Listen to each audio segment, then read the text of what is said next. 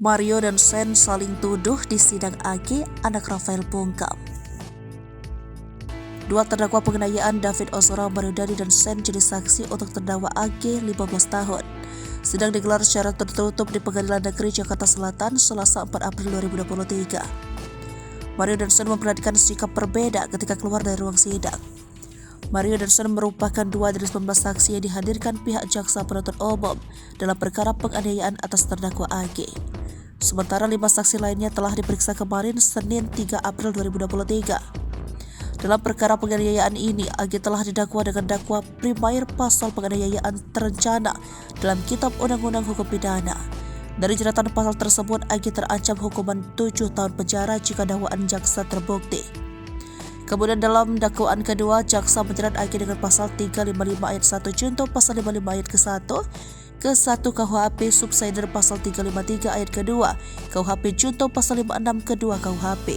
Adapun dalam dakwaan ketiga, jaksa menjerat AG dengan pasal 76C junto pasal 80 ayat kedua Undang-Undang Nomor 35 Tahun 2014 tentang perubahan Undang-Undang Nomor 23 Tahun 2022 tentang perlindungan anak.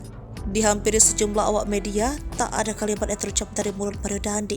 Anak mantan pejabat Ditjen Pajak Rafael Alun Trisambodo tersebut terus berlalu menuju mobil tahanan dan memasang ekspresi wajah datar. Sementara dari kubu Sen, Happy Sihombing bersedia memberikan sedikit keterangan terkait jalannya sidang terdakwa AG. Mario Dandi Satrio 20 tahun dan Sen Lukas 19 tahun telah menjadi saksi dalam sidang perkara penganiayaan atas terdakwa AG 15 tahun. Secara terpisah, mereka memberikan keterangan dalam persidangan tertutup hari ini, Selasa 4 April 2023 di Pengadilan Negeri Jakarta Selatan. Perbedaan pertama, keterangan mengenai ucapan "enaknya main bola" versinya si Mario, itu adalah omongannya si Sen. Sementara Sen menyebut yang Mario lah yang berbicara demikian. Kemudian keduanya juga menyampaikan keterangan berbeda mengenai ucapan free kick. Mario mengatakan itu adalah si Sen, dan si Sen pada saat itu ditanya oleh hakim yang mengatakan itu adalah si Mario. Selain beda keterangan, Happy juga menyampaikan penyesalan Sen di hadapan majelis hakim.